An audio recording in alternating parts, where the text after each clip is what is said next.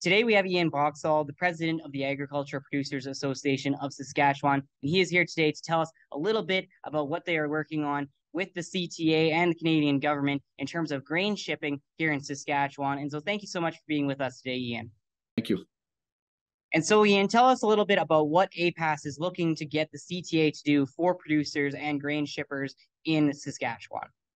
So we're asking them to increase interswitching, which would be the distance that the competition's railroad could travel on another line to pick up product and move it to the main line. So what we're asking for is currently that interswitch is at 30 kilometers, and it doesn't encompass enough of the shippers in Saskatchewan to ensure, timely shipping and competitive shipping in that. So in 2015 to 18, the government and the CTA increased that during the rail crisis there to 160 kilometers, which would encompass a lot more of our grain shippers to have the ability to source both railroads to ship their product. Tell us about how important it is to get this competition between railways and just being able to work together. How important is that for producers here in Saskatchewan?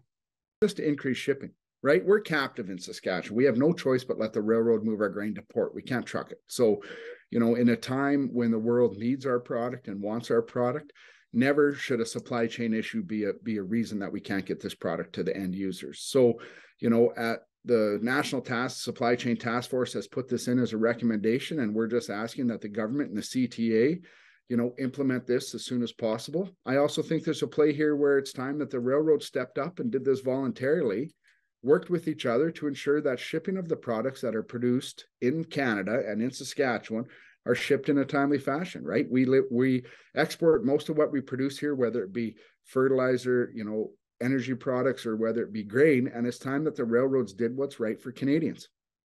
And how is APAS going to go about getting the Canadian government and the CTA to implement this policy that you guys are asking for? And how can Saskatchewan producers, if they would like to support this, how can they help support you guys in making this change? Well, I think we've sent a letter to the government and to the CTA and to both railroads about this request. And I think we'll have some meetings in Ottawa next week when we're out there, and we'll bring this issue up and ensure that people understand the importance of it.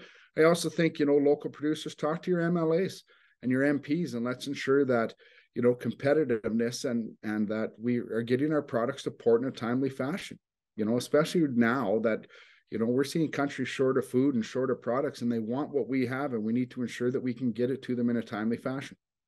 Thank you so much for all the information, Ian, and we hope you have a wonderful day. Betcha. Thank you for your time.